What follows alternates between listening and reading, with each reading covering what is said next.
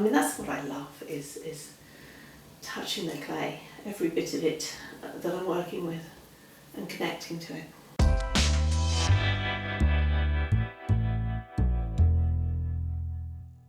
In the 80s I made jewellery out of Fimo, that clay that you bake in the oven, and just put gold things on it. And I think when I was pregnant with Poppy and I couldn't work anymore, and I had a few months where I was heavily pregnant, I started painting ceramics just as something to do. And so that started me on the journey, and then I bought a kiln. But it was then I was just decorating. So again, I don't know if I'd have defined myself as an artist at that time. So I don't know why it took me a long time to realise I was an artist, and it wasn't initially ceramics that made me think I was. It was art. I want my work to take people places or remind them of something. And even the pleated work, that was, it made people think of coral or Antarctic. All sorts of things would come from people, that they saw in it. And that's always nice, You might see one thing, but it's great to engage with people on another level and area. And what I can do, what I was doing was pinching out pieces of porcelain like this since 2005. That's a long time. Doing very, very intricate work, and then folding and sticking together and so on. But it was mostly that motion, and that flares up these joints. So I've just had to find a way of working some rolling coils. It's just not possible, really. I don't love doing the work enough to work through pain.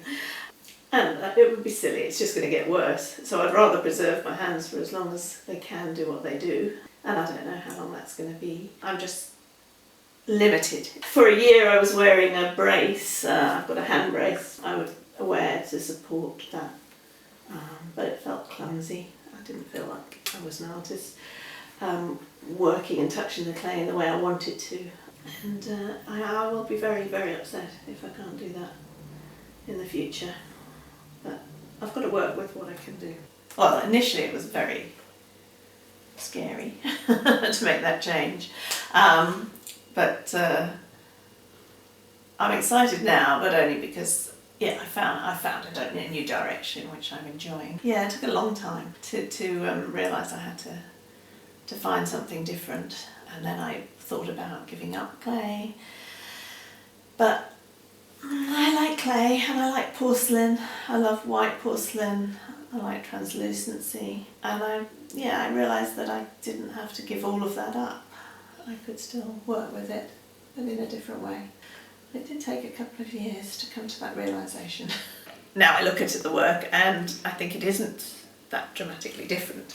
I think I had a lot of false starts, and initially it was terrifying. And just all those people you think are following you, and you don't know if it's because of that one thing you've come up with, and you're hoping it's you've got more to show and give, and that they'll pay attention or notice. It's early days and it's still experimental, so I don't quite know. I've been very lucky that some nice galleries have come to me. I've got a good relationship with them. I think that's really important. I keep my art world quite small. I love being in my studio on my own. I could go on forever fiddling and scratching, especially now I'm doing drawings, because it's never good enough. At the moment I'm completely in love with and inspired by the flora and fauna and animals and insects of far north Queensland. Just love the place. And that's why I'm so excited about my current work, because there I can translate it and bring it into it and tell my story. Believe in yourself, don't listen to other people, shut them out. It's alright to be self-critical, it's okay, up to a point. Just have fun, play, and don't judge yourself too harshly. And don't let other people judge you. Go back and say something to the young you, what would you say to her? You're not useless. That's what I'd say. That's it, really.